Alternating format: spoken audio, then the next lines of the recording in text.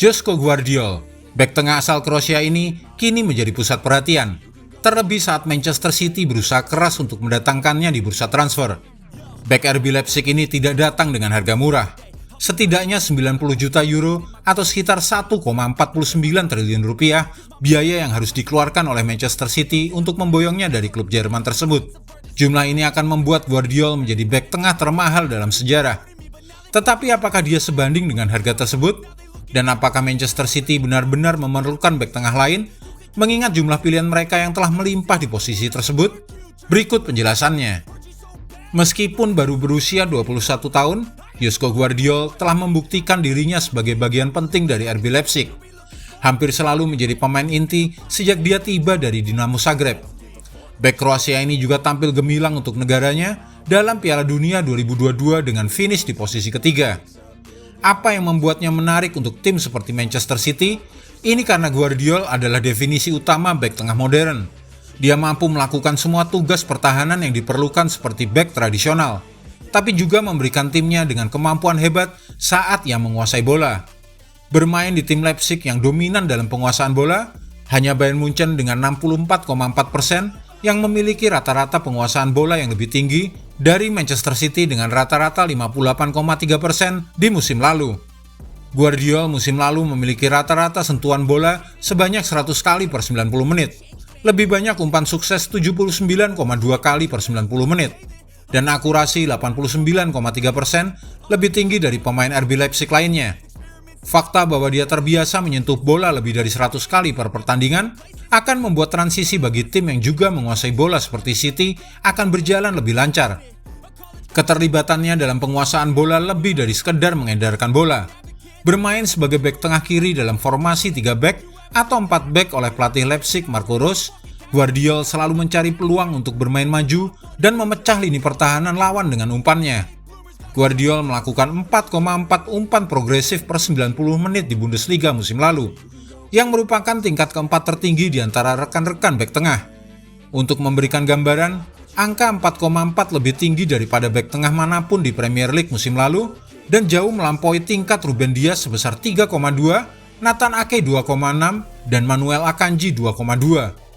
Kerasnya Premier League mungkin sedikit meredam angka-angka pemain Manchester City, tetapi poinnya tetap bahwa Gvardiol sering berusaha untuk memajukan bola ke depan.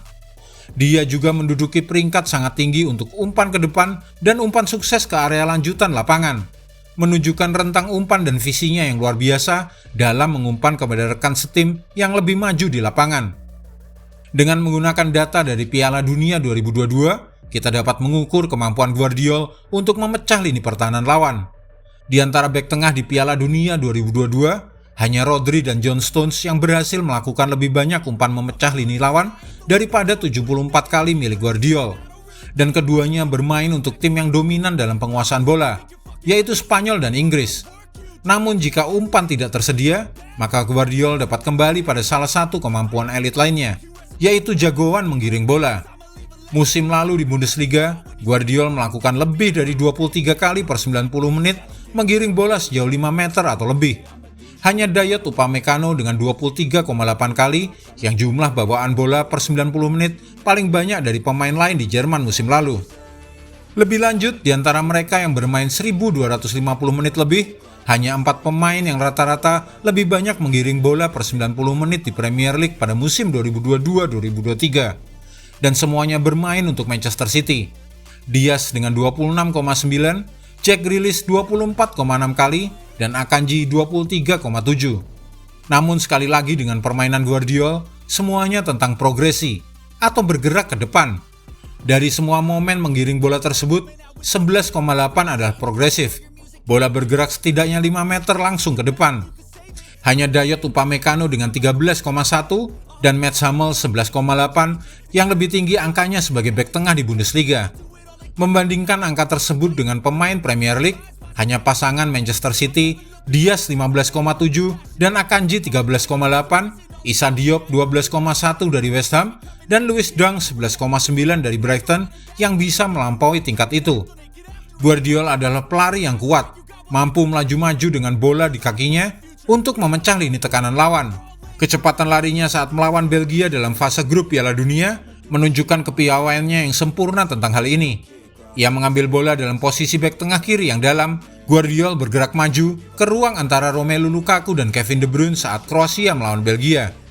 Dia kemudian menunjukkan teknik hebatnya dengan menghindari Leander Dendoncker, sebelum akhirnya melampaui Toby Alderweireld dan melepaskan bola ke sisi lapangan.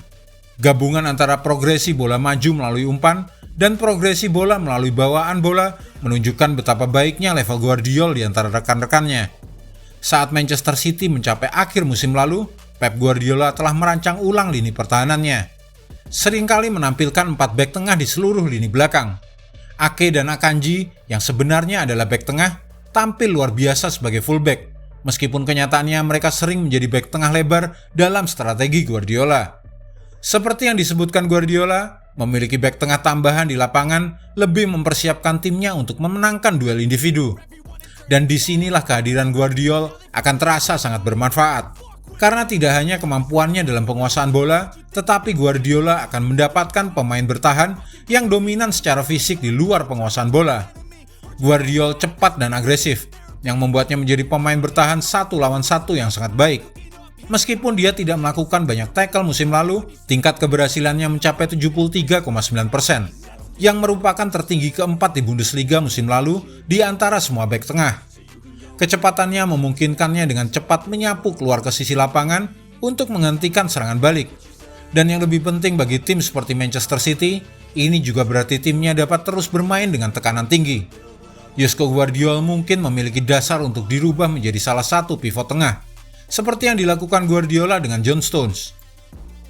Dia juga memiliki kemampuan untuk bermain di tengah pertahanan, serta berfungsi sebagai bek kiri tambahan. Tidak peduli dimanapun dia dimulai dalam susunan tim, Gvardiol akan tampil luar biasa jika diminta untuk bermain sebagai bek tengah kiri Manchester City. Manchester City akan dapat memperoleh peningkatan yang luar biasa dari Gvardiol saat penguasaan bola tanpa mengorbankan apapun dalam sisi pertahanan. Kemampuan atletiknya akan membuatnya mampu mengcover wilayah yang lebih lebar juga, yang sering menjadi satu-satunya cara untuk menyerang. Jika Gvardiol bergabung dengan City, satu hal yang mungkin harus dia batasi adalah risiko umpannya.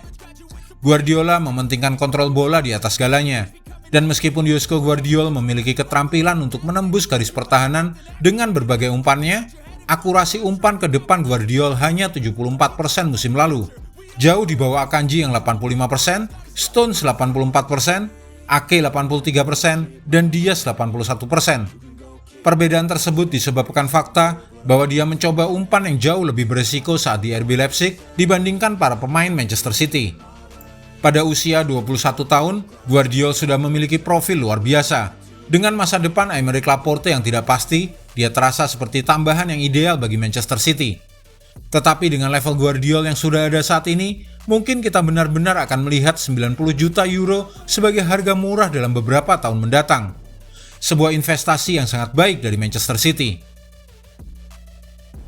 Jika Anda menyukai video ini, jangan lupa klik like, subscribe, dan tendang loncengnya agar tak ketinggalan update terbaru dari kami.